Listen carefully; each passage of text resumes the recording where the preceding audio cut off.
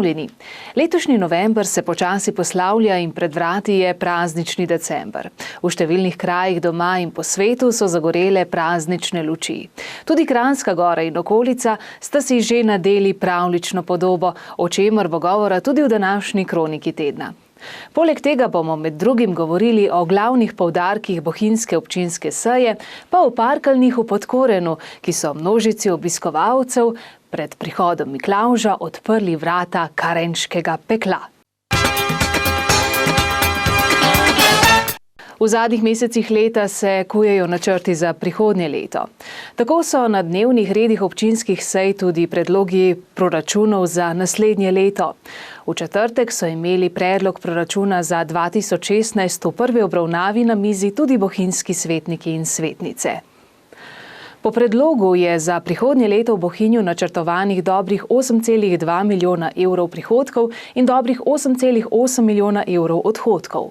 Podano je bilo kup predlogov, tako da sam ne vem, kako bom sploh lahko zagotovil te sredstva in da bomo zelo težko upoštevali kakšen nov predlog, ker je že sedaj bil proračun natempiran, bom rekel, zelo ostro in razna balansiranja po proračunu bojo težka, oziroma jaz mislim, da bojo vsi predlogi pač mogli počakati kakšno drugo leto, pa da bojo uvrščeni v proračun.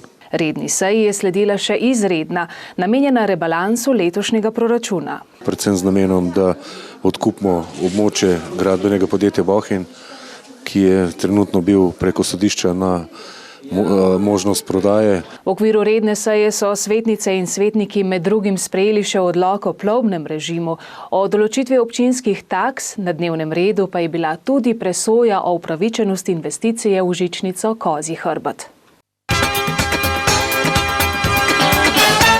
V občini Kranjska Gora so se v minulem tednu nadaljevali zbori krajanov. Po krajevnih skupnostih Dovje Mojstrana, Gos Martuljek in Podkoren sta bili tokrat na vrsti še krajevni skupnosti Kranjska Gora in Rateče Planica.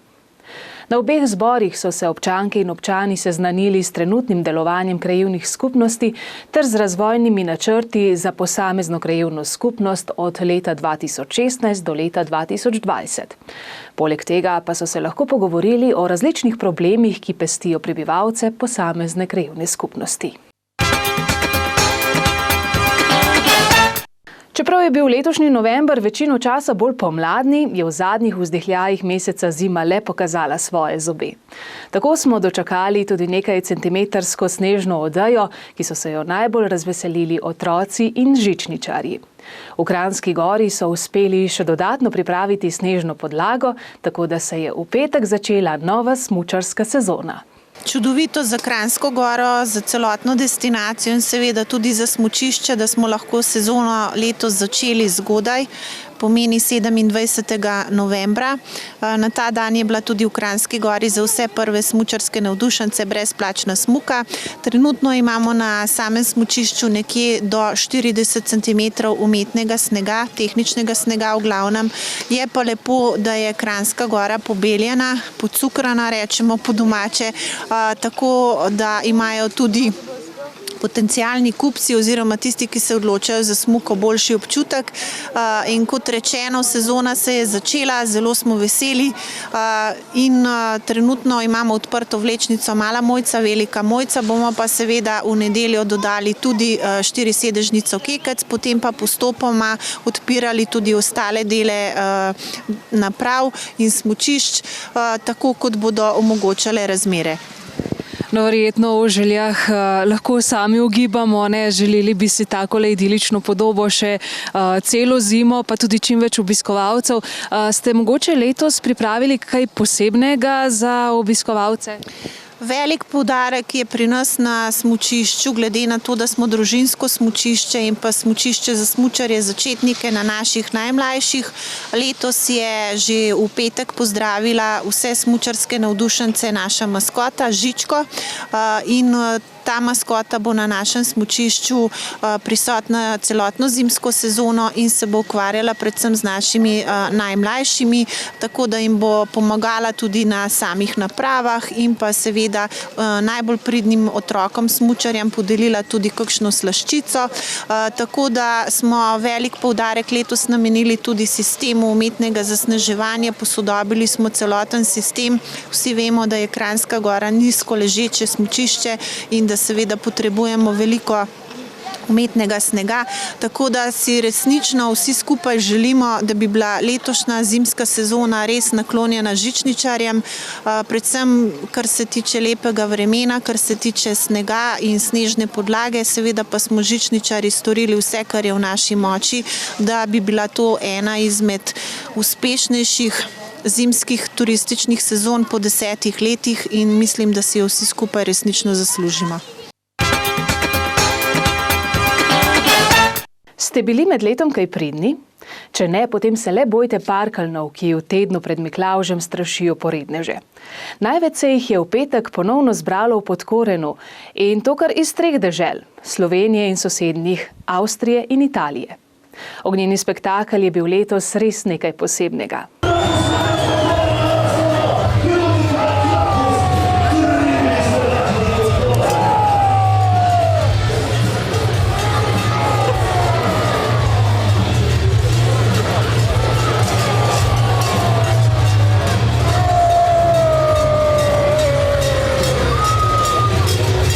Najprej so prizorišče pod Lipco v Podkorenu zasedli ta domači, karenški parkeljni, na čelu s Trentarjem.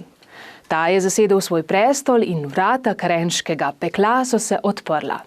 Vanj so po vrsti vstopali parkeljni iz sosednjih in nekoliko bolj oddaljenih krajev, posebno strašni pa so bili tisti iz Avstrije in Italije. Vsi skupaj so poskrbeli za nepozabno ognjeno doživetje in mimogrede z ogljem pomazali koga iz občinstva.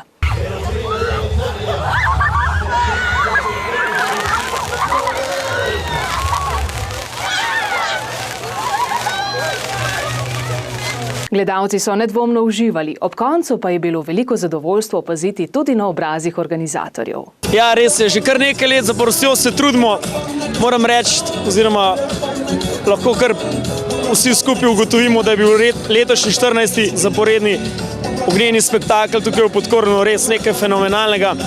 Naši korenški parkeljni so se res zelo potrudili, naredili so noro zgodbo, odprli smo peku in v njega povabili vse ostale skupine parkeljnov iz Avstrije in pa Italije. 20 se nam je letos pridružilo, več kot 350 parkeljnov, 2 ure programa. Mislim, da je bilo gledalcev letos toliko kot še nobeno leto in mislim, da smo lahko s tole prireditvijo, ki smo letos izvedli, res vsi zelo, zelo zadovoljni. Parkeljni, ki od leta 2004 strašijo po Podkornu, so kot ena velika družina, ki vsako leto pridobi kakšnega novega člana. Jaz lahko iskreno povem, da pred 8 leti, ko smo se te zgodbe lotili, nisem verjel, da bomo lahko iz skoraj tega, da nismo imeli več mask, niti kožuhov, prišli na to, da imamo 30 mask oziroma kožuhov narejenih za parkeljne samo v Podkorenu. Pridružila se nam je Kranjska Gora, pridružile so se nam Rute. Hodimo od srede novembra do srede decembra okrog po teh parkljevanjih. Mislim, da smo res ratali ena taka dobra, kakor se rekla, družba, ki se ne družimo samo v času Miklavža, ampak preko celega leta. Prijatelji smo ratali z Goričani in skupaj smo z Italijani, s Pontebo in pa Kokavom. Tako da res, tole je ratal neverjeten. Glede na to, da je parkeljno v Podkorenu iz leta v leto več, je porednih zato kaj manj? Ne vem, če je to sorazmerno, jaz mislim, da je le obratno sorazmerno, da moramo imeti zmeraj več parkeljnov, da te poredne otroke sploh lahko umirimo. Ne, hecam se. Veseli nas, v bistvu smo zelo veseli, da je ne samo v Podkornu, ampak tudi v drugih vaseh, da te parkeljni, ki so že dolga leta parkeljni, ne odnehajo biti parkeljni, zraven pa pridobivamo še mlade, ki hočejo biti del te zgodbe in mislim, da je to. Strašljive podobe parkeljnov so marsikomu nagnale strah v kosti in izbile ta žlehtne misli iz glave. No, vsaj do prihoda Miklavža. Pred vrati je torej december in večina krajev po Sloveniji si je že nadela praznično podobo. V Kranjski Gori pa so v soboto odprli tudi idilično alpsko vasico na Trgu na Gorici, kjer bo v zadnjem mesecu leta na voljo tudi praznična ponudba. Hkrati se je s tem dogodkom tudi uradno začela zimska sezona v Kranjski Gori. En lep dober večer vsem krajankam, krajanom, seveda tudi našim vikendašam, ki so prišli v Kranjsko Goro čez vikend. Posebej bi pozdravil tudi naše svetnike, poslanko Marušo Škopac. Jaz sem res vesel pa ponosen, da lahko drugič odprem alpsko vasico tukaj na najlepšem trgu pred cerkvijo v Kranjski Gori, da je v ozadju odprt ljudski dom, ki je bil slovesno predan namenu pred parimi tedni, in jaz mislim, da tudi, kot vidite, smučišča so pripravljena, da lahko poženemo tudi zimsko sezono, ki bo uradno odprta sicer sred decembra, ampak kljub temu danes je bolj tak domač dan, domačini, vikendaši, zvesti gostje, turisti pridejo malo kasneje. Zdaj pa dobro odprimo drugič alpsko vasico in dobro se majte v Kranjski Gori, pa uživajte v zimski sezoni. Najlepša hvala, živa! Toliko o dogodkih zadnjega novembrskega tedna, zdaj pa poglejmo, kaj se bo dogajalo prvi decembrski teden. V Železarskem muzeju na Stari Savi na Jesenicah bodo v četrtek ob 18. odprli muzejsko razstavo Delavke železarne. V krajevni skupnosti Dovje Mojstrana bo letošnji adventni čas precej pester. Prihodnji teden bo vse v znamenju Miklavža. Najprej bodo v četrtek ob 16. pred Slovenski planinski muzej v Mojstrani prišli strašni parkeljni. Hkrati bo potekal tudi Miklavžev sejem in ustvarjalne delavnice, uživali boste lahko tudi v ljudskih plesih. V soboto ob 16. pa v Kulturni dom na Dovje pride Miklavž.